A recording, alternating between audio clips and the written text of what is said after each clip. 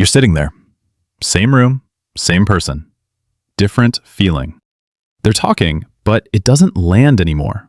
Not really. You nod, you respond, you even smile at the right moments.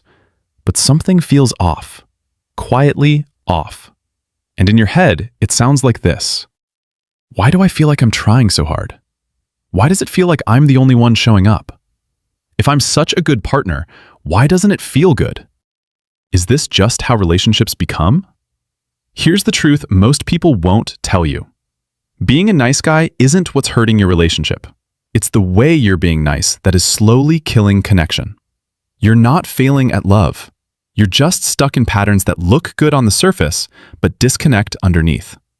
And by the end of this video, you're going to see exactly which habits are quietly pushing your partner away and what to do instead to create real connection, real respect, and real attraction again.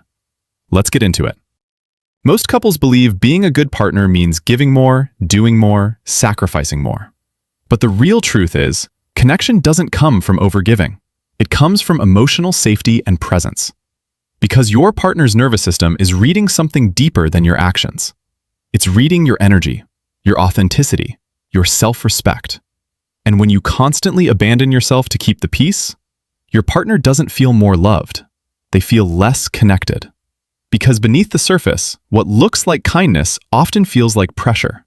What looks like patience often feels like emotional absence.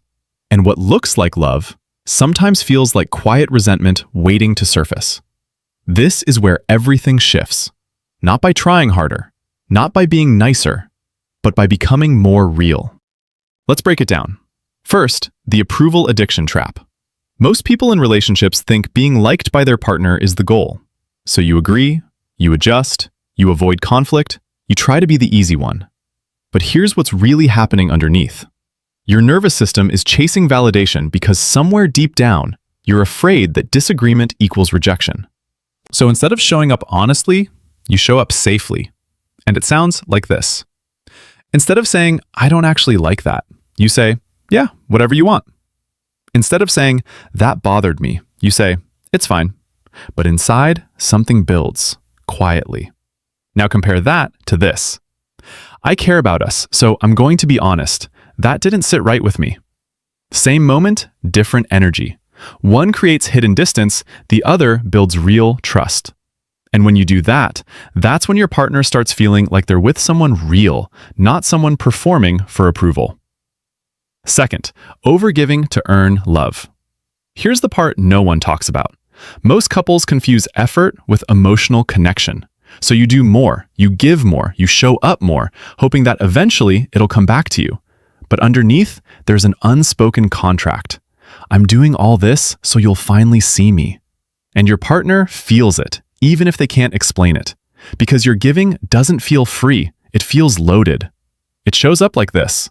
I did all this for you and you still don't appreciate me. Versus this. I want to do this for you, not because I need something back, but because I choose you. One feels like pressure, the other feels like love. And when you shift that, that's when your partner stops feeling like they owe you something and starts wanting to move toward you naturally. Third, avoiding conflict to keep peace. This is where it gets really interesting. Most couples think fewer arguments mean a healthier relationship. So you stay quiet, you let things slide, you don't bring things up. But here's what nobody explains. Avoided conflict doesn't disappear. It turns into emotional distance because your nervous system keeps score, even when your mouth doesn't. So over time, you become more withdrawn, more disconnected, less present. It sounds like this. It's not a big deal. But inside, why does this keep happening? Now compare that to, hey, this matters to me. Can we talk about it?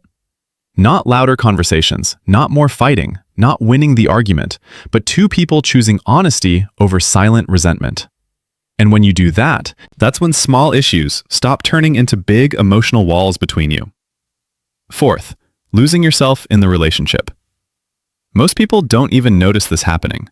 It's slow, subtle, almost invisible. You stop doing what you love. You start organizing your life around them. You become more available, but less you. And beneath the surface, your identity starts shrinking. Because your nervous system thinks, If I become everything they want, I won't lose them. But here's the twist. That's exactly what creates the drift. Because attraction isn't built on availability alone. It's built on presence and individuality.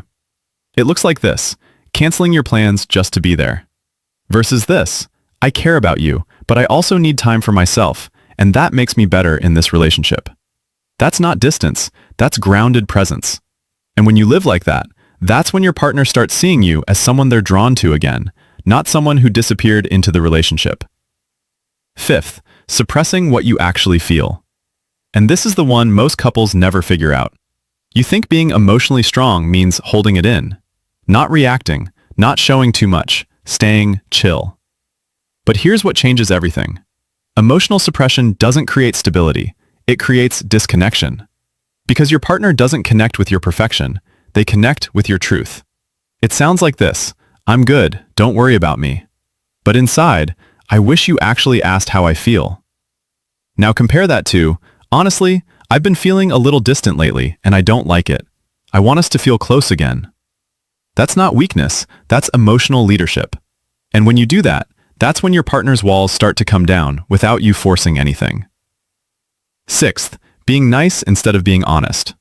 Let's clear this up. Nice is not the same as kind. Nice avoids discomfort. Kind tells the truth with care. Most couples choose nice because it feels safer in the moment. But over time, it kills authenticity. Because your partner starts sensing something is missing, something unspoken. It shows up like this: saying what keeps things smooth. Versus this: saying what keeps things real. Not harsh truth, not brutal honesty, but grounded, respectful truth that actually invites connection. And when you do that, that's when your relationship stops feeling like a performance and starts feeling like a place you can actually breathe in. Seventh, expecting love without leading emotionally. This is where most men get stuck, honestly. They wait for the relationship to feel better before they show up differently. But relationships don't work like that. Your partner responds to the emotional tone you bring, not just the actions you take. So if you're closed, they close. If you're distant, they drift. But here's the shift. You don't wait for connection, you create it. It looks like this: waiting for them to open up first, versus this: hey, I miss feeling close to you. Let's fix this together. That's leadership, not control, not pressure, but presence. And when you show up like that, something in them starts to soften. This feels different, their nervous system says. This feels safe. And that's when real connection begins again. This isn't a checklist, it's an identity shift. Because when you stop trying to be the nice guy and start becoming someone who is honest, grounded, emotionally available, and real, everything changes. You stop overthinking every interaction. You stop chasing validation. You stop feeling like love is something you have to earn. And your relationship? It stops feeling like work and starts feeling like a place you actually belong. Because at the end of the day, the strongest relationships aren't built by the person who gives the most. They're built by the person who shows up as their real self and teaches their partner it's safe to do the same.